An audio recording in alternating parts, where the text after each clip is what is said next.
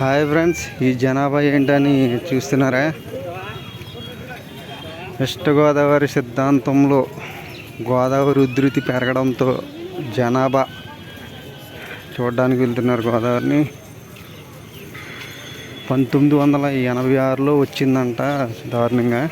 ఇప్పుడు అదే రేంజ్లో దాటి ప్రవహిస్తుంది గోదావరిని చూడడానికి తీర్థంలా ఎగబడిన జనాలు.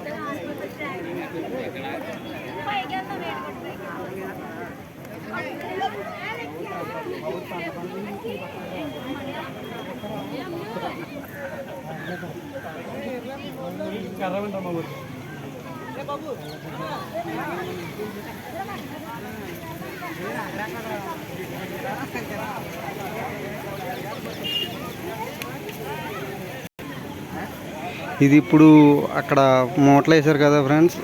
ఇంతకుముందు ఈ హైట్లో ఉండేది ఏటుగుట్టు.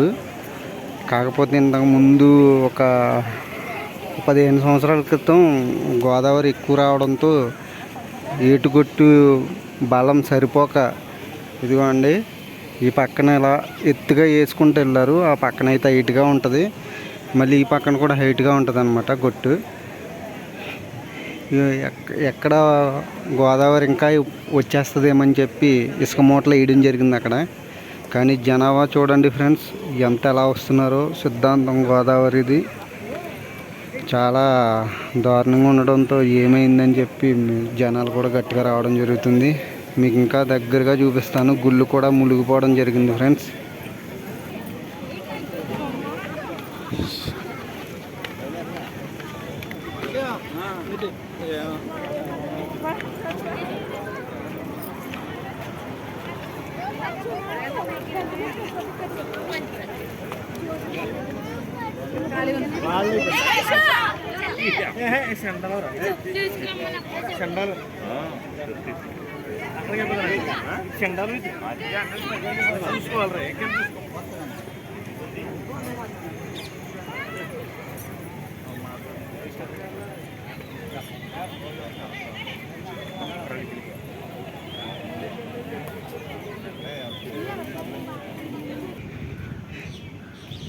గోదావరి రాకముందు ఏదైనా అంత్యక్రియలు జరగాలంటే కింద రేవులో జరిగాయి. ఆ చెట్టు దగ్గర కనిపిస్తుంది కదా ఫ్రెండ్స్, చెట్టు దగ్గర జరిగాయి. కానీ గోదావరి ఎక్కువ రావడంతో గొట్టు మీదే అంత్యక్రియలు జరిగిపోతున్నాయి. చాలా దారుణంగా ఉన్న పరిస్థితి. ఏమవుతుందో తెలీదు. అంతా దేవుడి దయ అని చెప్పుకోవాలి. మనం దేవుడికి ప్రార్థించడం తప్ప మనం ఏం చేయలేం. 1986లో మొత్తం ఈ చుట్టుపక్కల గ్రామాలన్నీ మునిగిపోవడం జరిగిందన్నారు. కానీ అప్పటికి మేము పుట్టలేదు.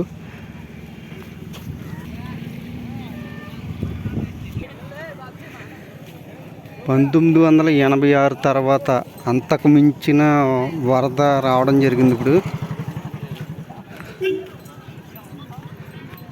చూడండి ఫ్రెండ్స్, ఆ మధ్యలో లంక అనేది ఉంటుంది. అక్కడ నివసించే ఈ ఆవులు గేదెలన్నీ కూడా ఇలా గొట్టు మీద కట్టడం జరిగింది. ఎంత దారుణంగా పెరిగిందో చూడండి. అప్పుడు ఏటుగొట్టు డౌన్ ఉండేది, కాకపోతే ఇప్పుడు హైటు దగ్గరగా ఒక 5-6 అడుగులు హైటే పెట్టారు ఏటుగొట్టు.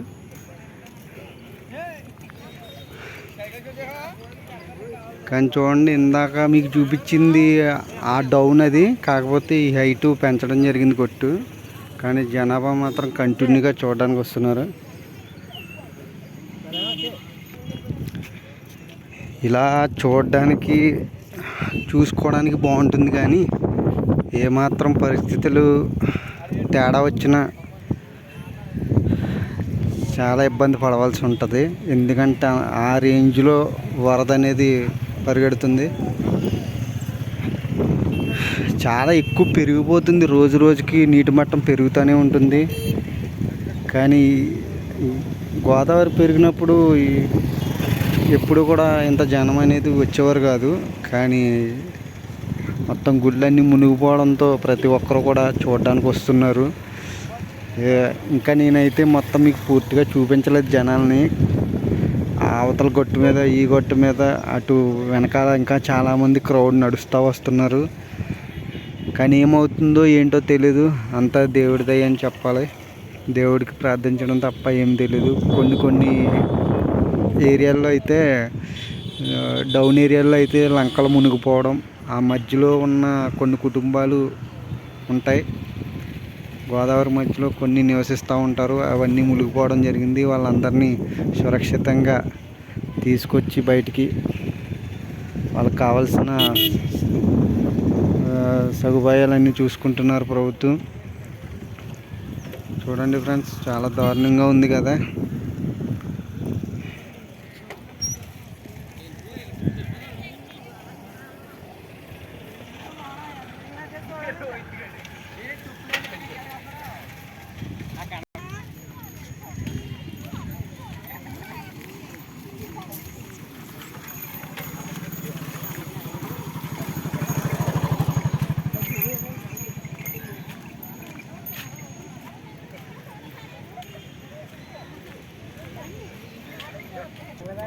itu kan dia,